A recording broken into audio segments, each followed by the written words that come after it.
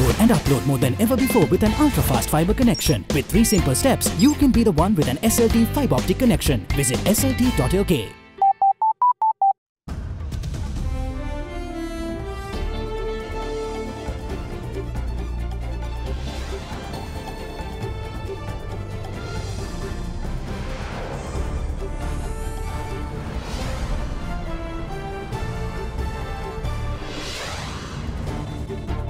A sustainable future.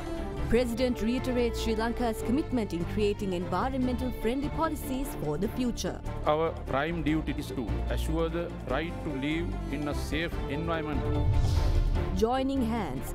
First official talks between SLFP and SLPP ends on a successful note. Parties to lay out strategy to defeat the UMP. Dignity at stake. Former permanent representative of Sri Lanka to the UN, Dr. Palitha Kohana, lambasted Sri Lanka's co-sponsored UNHRC Resolution 30/1. The process will result in LTTE winning through the international community. Aviation crisis. Boeing grounds entire global fleet of 737 MAX aircraft. Sri Lanka Civil Aviation Authority says no risk to the country's aviation industry. All these and much more coming up on First at 9 this Thursday, the 14th of March 2019. From AdaDerana, this is AdaDerana First at 9. Live from Studio 24 in Colombo.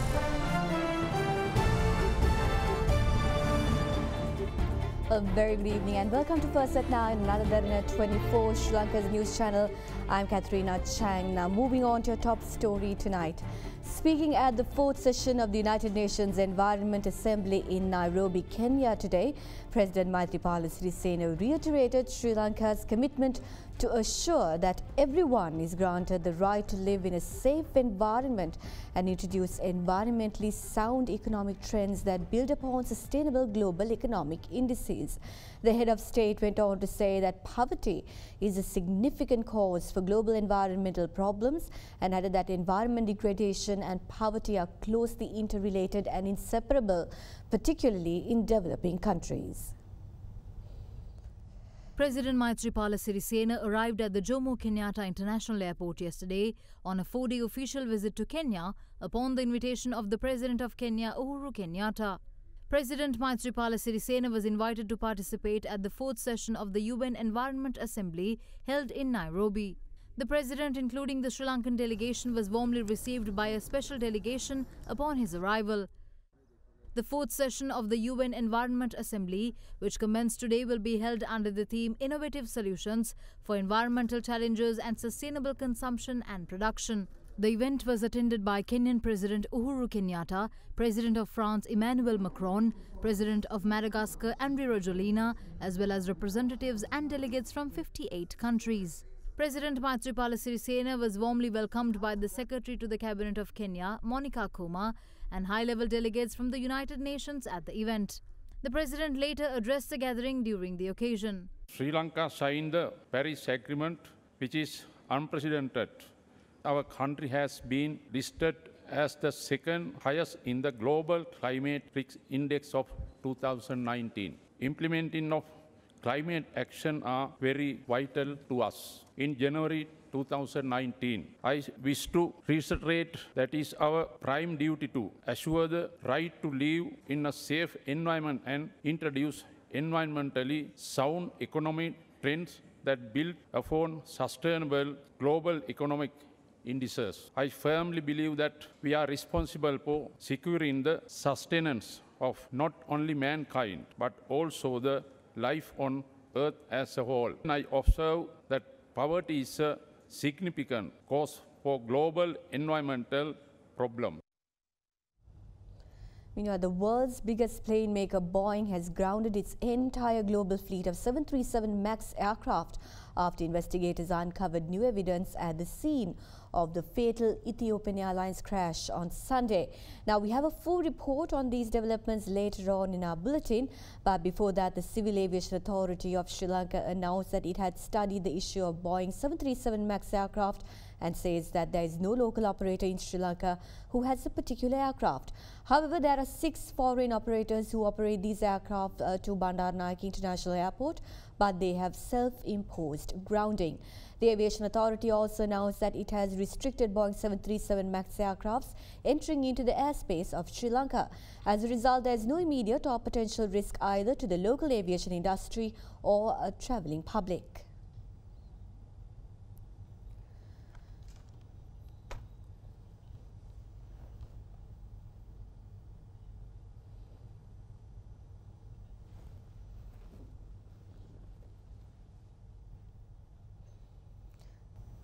On to one of our headline-making news. Sri Lanka Freedom Party and the Sri Lanka Podujana Peramuna today began their official discussions on building an anti-UMP alliance.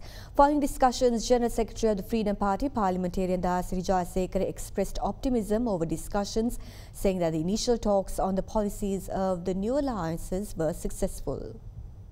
Official talks on establishing a new alliance between the Sri Lanka Freedom Party and Sri Lanka Podujana Peramuna commenced at the office of the opposition leader this morning. Representing the SLFP, its General Secretary Dayasiri Jayasekara, Parliamentarian Tilanga Sumathipala and former General Secretary Professor Rohana Lakshman Piyadasa were present during the talks. The meeting was also attended by SLPP's Chairman Professor G.L. Pires and Member of Parliament Dallas Alahap Peruma. Discussions commenced around 10:30 a.m. today and concluded at around 11:30 a.m. According to the General Secretary of the SLFP, the next round of talks will be held on the 21st of this month. අපි තාම හොඳ ආරම්භයක් අපි ලබා ගත්තා කියලා මම විශ්වාස කරනවා. දෙපාර්ශ්වයේම පැහැදිලිව ඉදිරි කටයුතු සඳහා කැපෙලා වැඩ කරන්න ලෑස්ති. මම හිතන්නේ UNP විරෝධී පුළුල් ජාතික පෙරමුණක්, ප්‍රගතිශීලී ජාතික පෙරමුණක් හදා ගැනීම සඳහා වන මූලික සාකච්ඡා අපි ආරම්භ කරේ. ඊටාම සාර්ථක සාකච්ඡාවක් විදිහට අපි ඒක දකිනවා. එක්කවස් වෙනවා නම් මූලික ප්‍රතිපත්ති පිළිබඳ එකඟත්වයක් තියෙන්න ඕනේ. එම නිසා පක්ෂ දෙකේ දර්ශනය කොතනද එකඟ වෙන්න පුළුවන්. මේ විදිය කරුණ තමයි අද අපි සාකච්ඡා කළේ. ආර්ථික ප්‍රතිපත්තිය, විදේශ ප්‍රතිපත්තිය, කෘෂි කර්මය, විශේෂයෙන්ම අධ්‍යාපනය, එතනින් තමයි මේ සාකච්ඡා ආරම්භ කිරීම සුදුසු කියලා අපි විශ්වාස කරන්නේ. ඔබතුමාලා ඔය පුළුල් සන්දානය හදන්නේ ඉදිරි ජනාධිපතිවරණය ඉලක්ක කරගෙන නෑ. මැතිවරණ පරාජයකින් බේරීම සඳහා සන්දානයක් ගොඩනගෙනවා නම් ඒ සන්දානයේ අරමුණු එතනින් ඉවරයිනේ. දැන් ප්‍රතිත්වස්ත පනත එනවා. ඒක පරාජය කරන්න ඔබ කියන්නේ මැතිවරණයක් ඕනේ කියලාද? ආණ්ඩුවේ ව්‍යවස්ථාව එනවා. ඒක පරාජය කරන්න මැතිවරණයක් ඕනේද? ඉතින් මැතිවරණයක් වෙනුවෙන් ඒක නතර කරලා හිටියොත් ඉතින් ආණ්ඩුවේ අවශ්‍යතාවය ඉෂ්ට කර ගන්න ඕනේ. නෑ වැඩි දෙයක් ඕනේ. දැන් ඔබතුමාලා මේ පසුගිය දා තිබ්බා ඒක බරපතල දේශපාලන වැරද්දක් විදිහට තමයි අපි දකින්නේ. අපි විශ්වාස කරනවා උන් එක නිවැරදි කරගත යුතුයි කියලා. කෝට්ටු පක්ෂය අතර සාකච්ඡා පැවැත්වෙන වෙලාවේ මේ අනුශාසනකාරය ශ්‍රී ලංකාවට දාපන්. මේ සම්බන්ධයෙන් මම පක්ෂයෙන් සම්පූර්ණයෙන් කපලා සිරිසේන මහත්තයා මම දාන්නේ. පොරුන්ටයි මිනිමරුවන්ටයි ජඩ වැඩ වලටයි මම විරුද්ධ හන්දා මේ මාව පක්ෂයෙන් ඈත් කළා. මම දන්නේ නැහැ මොනවද වෙන්නේ කියලා. ඔබතුමීලා වෙනම නෑ කිසිම පක්ෂයක් හදන්නේ මම ශ්‍රී ලංකා නිදහස් පක්ෂය. The resolution by the United Nations High Commissioner for Human Rights that is to be presented on the 20th of this month to the ongoing 40th regular session of the UN Human Rights Council was one of the main topics that was discussed in Parliament today. එක්සත් ජාතීන්ගේ මානව හිමිකම් කොමසාරිස්තුමිය 40 වෙනි මානව හිමිකම් සැසිය සඳහා ඉදිරිපත් කිරීමෙන් නියමිත කෙටුම්පත් වාර්තාවේ මානව හිමිකම් උල්ලංඝනය සම්බන්ධයෙන් නඩු විභාග කිරීම සඳහා දෙමහුන් අධිකරණයක් ශ්‍රී ලංකාව තුළ පිහිටුවිය යුතුය බවටත් එක්සත් ජාතීන්ගේ මානව හිමිකම් කවුන්සිලයේ නිල කාර්යාලයක් ශ්‍රී ලංකාව තුළ ස්ථාපිත කිරීමටත් ශ්‍රී ලංකාවේ මානව හිමිකම් පිළිබඳ මාතෘකාව මානව හිමිකම් කවුන්සිලයේ න්‍යාය පත්‍රයේ දිගටම පැවැත්විය යුතු බවටත් යෝජනා කර ඇති බව මාධ්‍යම වාර්තාවේ එම යෝජනාව සම්බන්ධයෙන් ජනාධිපතිවරයාගේ ස්ථාවර අගමැති ප්‍රමුඛ ආණ්ඩුවේ ස්ථාවරයත් පරස්පර බව පෙනී යයි. රජයේ එහෙතිකී යෝජනාවෙන් ඉවත් වීමට කටයුතු කළ යුතුයයි විශ්වාස කරමි. මේ සම්බන්ධව ආණ්ඩුවේ ස්ථාවරය ගරු සභාවට පැහැදිලි කරන ලෙස යෝජනා කර සිටිමි. මහා කොමසාරිස්තුමාගේ වාර්තාව පිළිබඳව අපට ඕන දෙයක් අපට කියත හැකියි. ඒ මහා කොමසාරිස්තුමාගේ වාර්තාවේ තියෙන සෑම කරුණක්ම අපි පිළි අරගන්නේ නැහැ. උදාහරණයක් වශයෙන් ඒක කියලා තියෙනවා අපි උතුර නැගෙනහිර තියෙන හමුදාව හිටපු ඉඩම් බාර දීලා නැහැ කියලා. ඇත්ත වශයෙන්ම 90% විතර බාර දීලා තියෙන්නේ මේ පුරවැසියන්. දෙවෙනි එක තමයි අර යෝජනාව. ඒ යෝජනාව මගින් අපි කරලා තියෙන්නේ දැනට ක්‍රියා කරගෙන ගිය ක්‍රියාවලිය අපට කරගෙන යාමට තව අවුරුදු දෙකක් කාලයක් ඉල්ලලා තියෙනවා.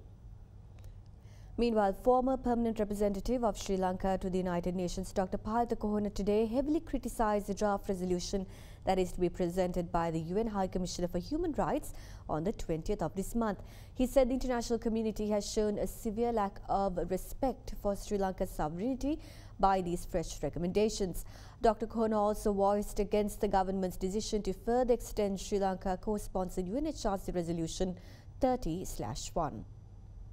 It appears that we are going to co-sponsor the resolution this year, which endorses the 2015 resolution and also provides us further time to implement the provisions of the 2015 resolution. New action of the government does not seem to reflect the sentiments of the population at large.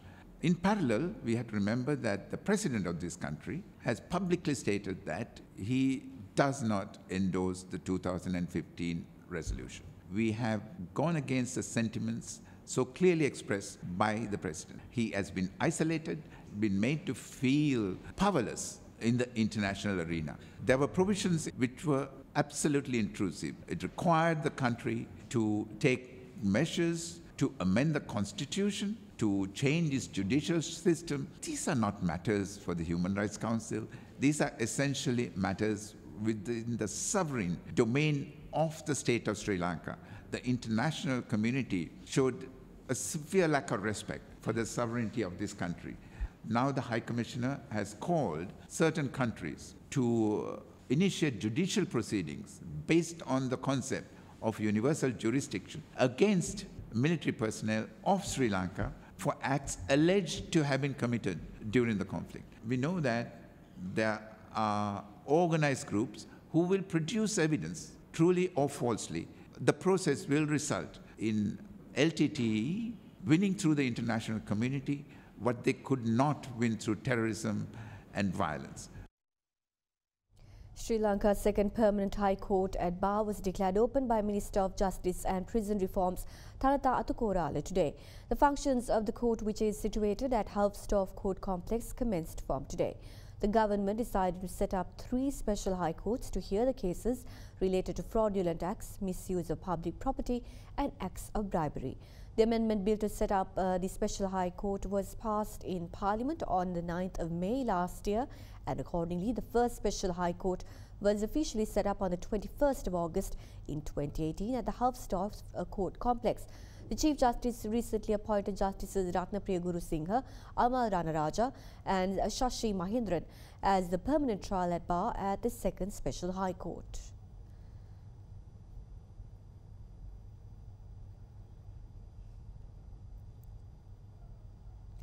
Today is the second day of the committee stage debate on the Appropriation Bill 2019. Expenditure heads of Ministers of National Policies, Economic Affairs, Resettlement and Rehabilitation, Northern Province Development, Vocational Training and Skills Development and Youth Affairs was taken up for debate during today's parliamentary session.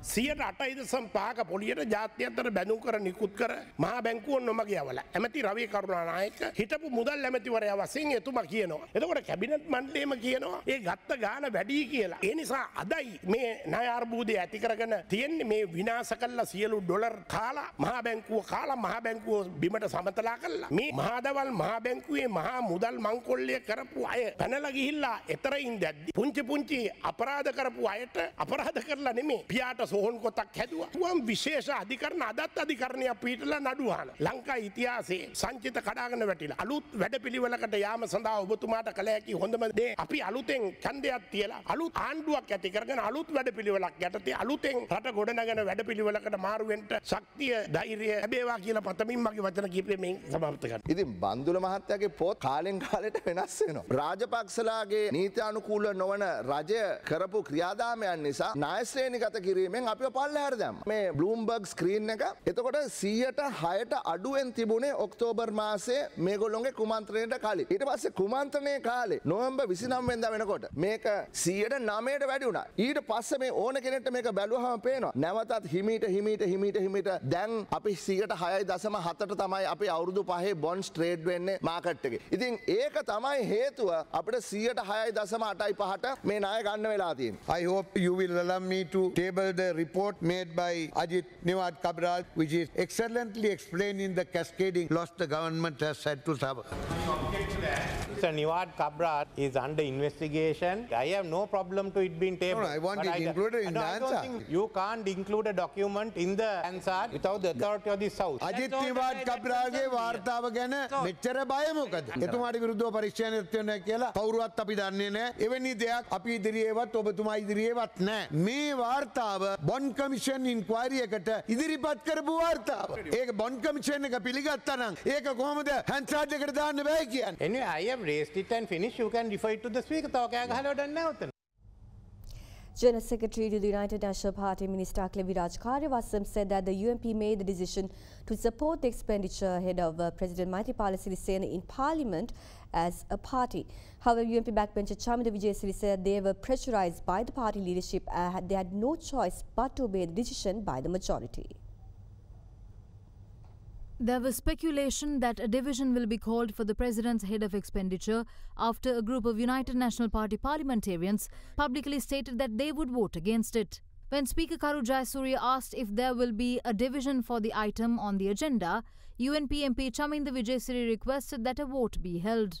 However, Prime Minister Ranil Wickremesinghe and Leader of the House Lakshman Kiriyala stated that a vote was not required. As such, the head of expenditure was approved without a vote. So you're no division. House agrees? Aye.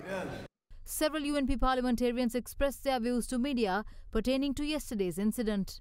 පක්ෂිකරු අග්‍රාමාත්‍යතුමා ප්‍රමුඛ පක්ෂ තීන්දුවක් කරන් තිබුණා නෑ කිසිම විදියකින් ඒකට ප්‍රශ්නයක් ඇති කරන්න බෑ අනිවාර්යයෙන්ම ඒක නිතරගෙන් යා යුතුයි එහෙම නැත්නම් ඡන්දයක් આવොත් ඒකට පක්ෂව ඡන්ද දිය යුතුයි කියලා තීන්දුවක් කරන් තිබුණා. ඒතකොට ඒ තීන්දුවට පිටින් විනයගරුක පක්ෂයක් හැටියට අපිට යන්න බෑ.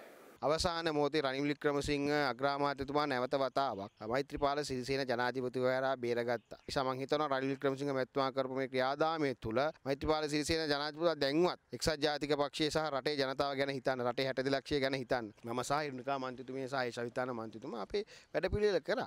කණ්ඩායම පාවා දුන්නද නැද්ද කියන කාරණේ කණ්ඩායමෙන් තමයි අහන්න ඕනේ. නෑ පසු පෙළේ කාවන්ව ඉන්නවා මේ කාරණේදී යම් විශාල බලපෑම් ආව නැතුව නෙවෙයි. නමුත් ඉතින් අවසාන වශයෙන් ඉතින් පක්ෂයක් හැටියට පක්ෂ නායකත්වය ගන්න තීන්දුවට ඉතින් අපිට අවනත වෙන්න සිද්ධ වුණා.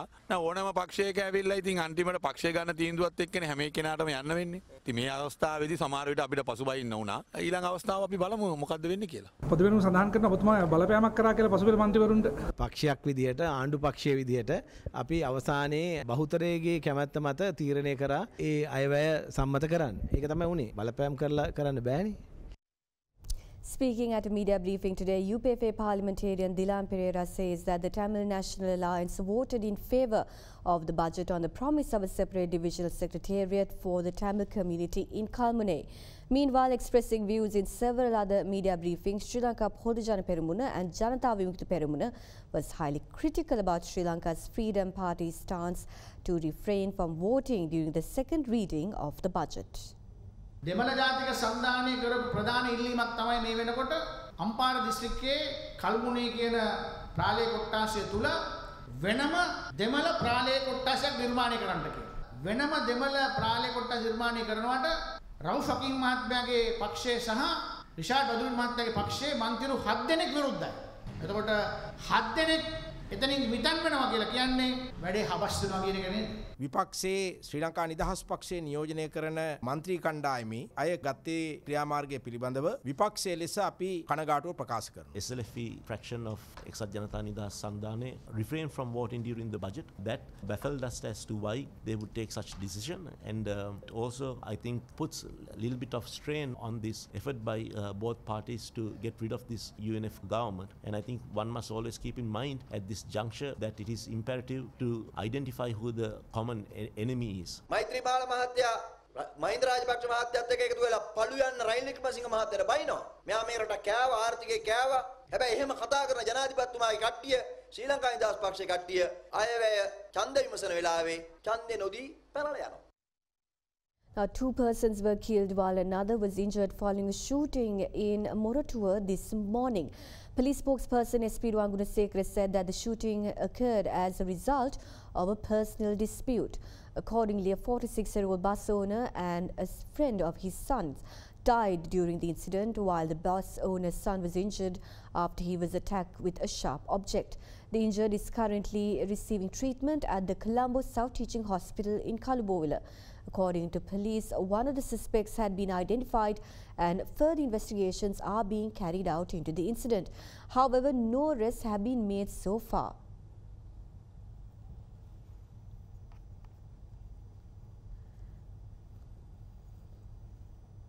Today is the 7th day of the Dambadiva Bandhana religious pilgrimage organized by AdaDerana and Derana Media Network. It is the 6th batch of devotees to participate in this pilgrimage.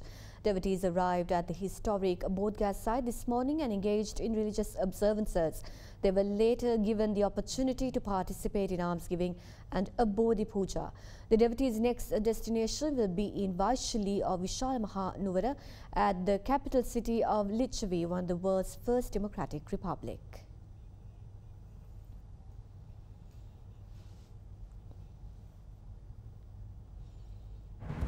Well, up next is a short commercial break, so make sure you stay tuned for more local news.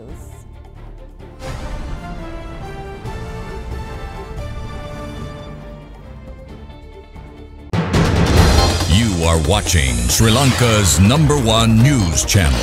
This is AdaDerana 24.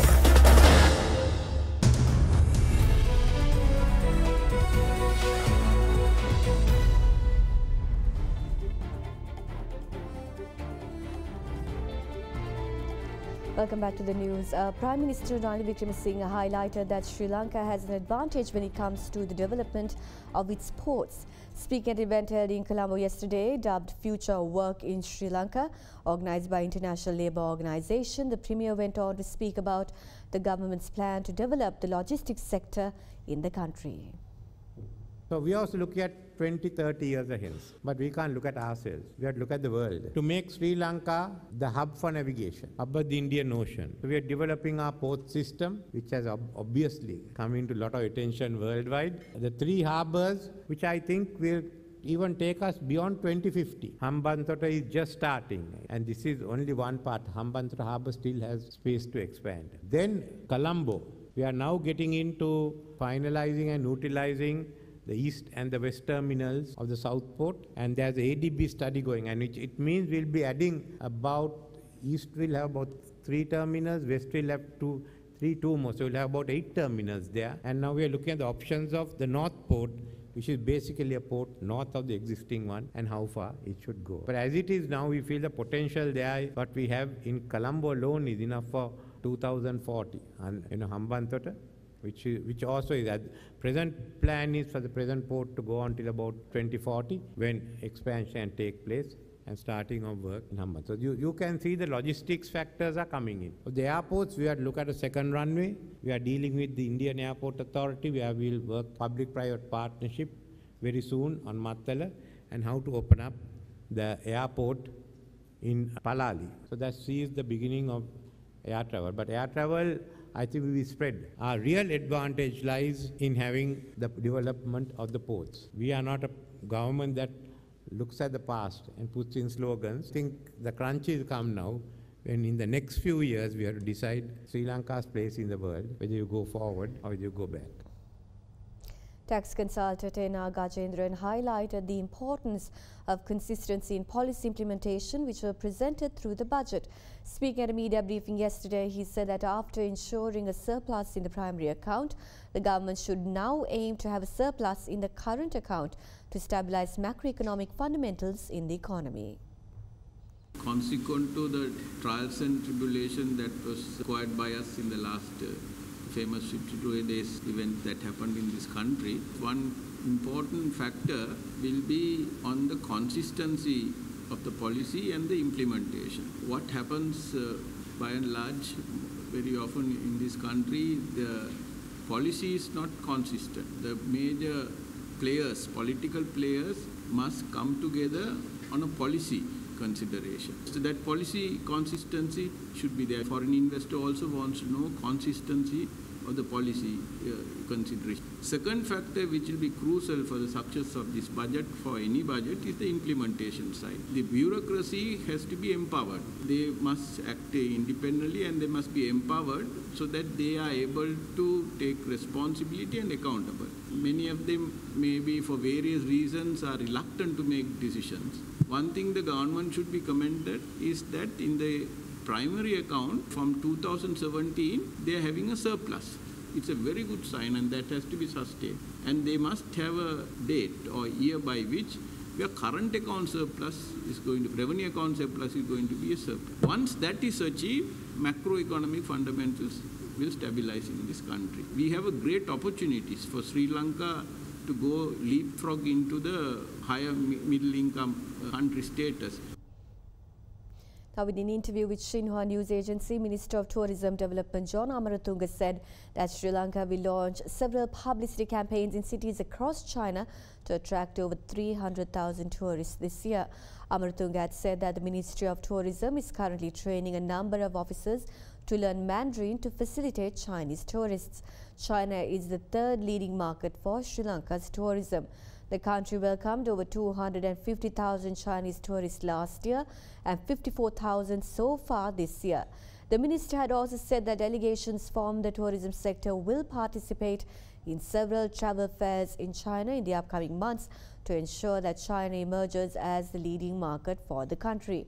Air connectivity between China and Sri Lanka had also been improved since last year, with 60 flights from China per month.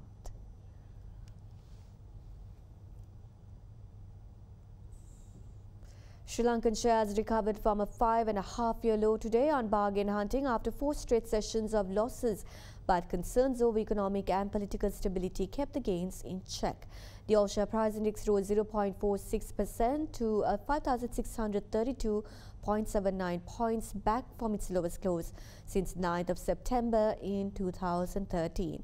Today's turnover was 677.7 million rupees, less than last year's daily average of 834 million rupees, with foreign investors selling a net 18.9 million rupees worth of shares today, taking the year-to-date net foreign outflow to 5.95 billion rupees worth of equities so far this year. Let's now take a look at how the Sri Lankan shares performed today. Today in the bond market, secondary market yield curve remained broadly steady, while moderate activities were seen. Mixed activities were witnessed on short-tenor maturities, with selling was witnessed on selected mid-tenors. Equity market relapsed on the gains made by Sri Lanka Telecom and John Keel's. The rupee snapped a 3-session losing streak, ending at 180 rupees and 59 cents against the US dollar in lackluster trade.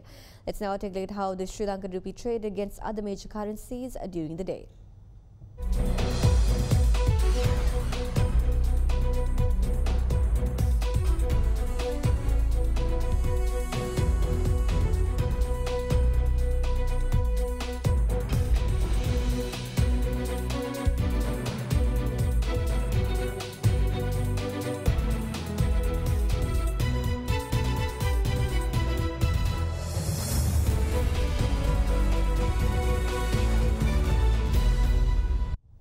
Well, as promised, we will bring you the latest update on the aviation crisis of the Boeing 737, so make sure you stay tuned for more news on that.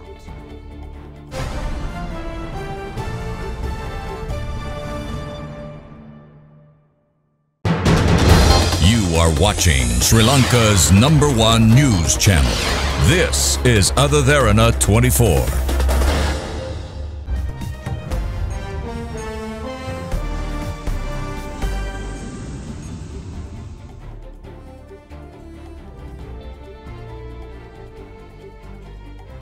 Well, the world's biggest plane maker, Boeing, has grounded its entire global fleet of 737 MAX aircraft after investigators uncovered new evidence at the scene of the fatal Ethiopian Airlines crash on Sunday. Boeing is facing its most serious crisis in years as the decades-old 737 program, one of its most reliable sources of cash and profits, takes a severe blow to its prestige. The company's market value has dropped by nearly $26 billion since the crash in Ethiopia. The United States and Brazil became the latest countries to suspend the Boeing 737 MAX from flying after nations including the UK, China, India, Canada and Australia all grounded the aircraft following the Ethiopian Airlines crash on Sunday. The Federal Aviation Administration of the United States said fresh evidence as well as newly refined satellite data prompted the decision to temporarily ban the jets. The FAA had previously held out while many countries banned the aircraft. After the decision by the Federal Aviation Administration, the US planemaker said it would suspend all 371 of the aircraft globally. US President Donald Trump initially announced that the FAA would be making an emergency order. Boeing is an incredible company. Hopefully they'll very quickly come up with the answer, but until they do, the planes are grounded. Boeing meanwhile said that it continues to have full evidence in the safety of the 737 MAX. All 157 passengers and crew died in Sunday's crash. Ethiopian Airlines has sent the black box flight recorders from the aircraft to Paris for analysis. It was the second crash in 5 months involving a 737 MAX, and comparisons are being drawn with a Lion Air accident in Indonesia last October. In a non-binding vote which will increase pressure on Prime Minister Theresa May to rule out a no-deal exit, the British lawmakers yesterday rejected leaving the European Union without a deal in any scenario. MPs voted by 312 to 308 in favour of an amendment, a proposal put forward by a group of lawmakers calling on the government to rule out a no-deal Brexit. It went on to say that the government's motion, which notes that Parliament does not want to leave without a deal on the 29th of March and that the default legal position is to leave without a deal unless one is ratified by Parliament. Meanwhile, Theresa May will make a third attempt to get her EU withdrawal deal through Parliament in the next week.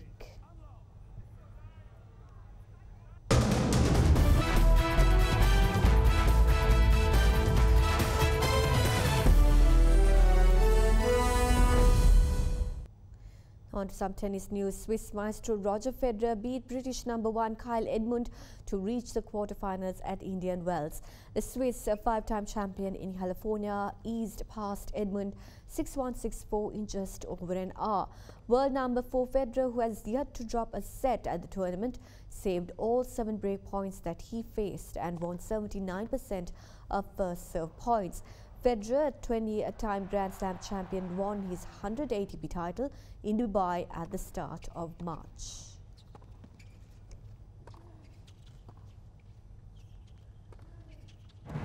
And with that, we conclude this edition of First at 9. Thank you for joining us and have a pleasant evening.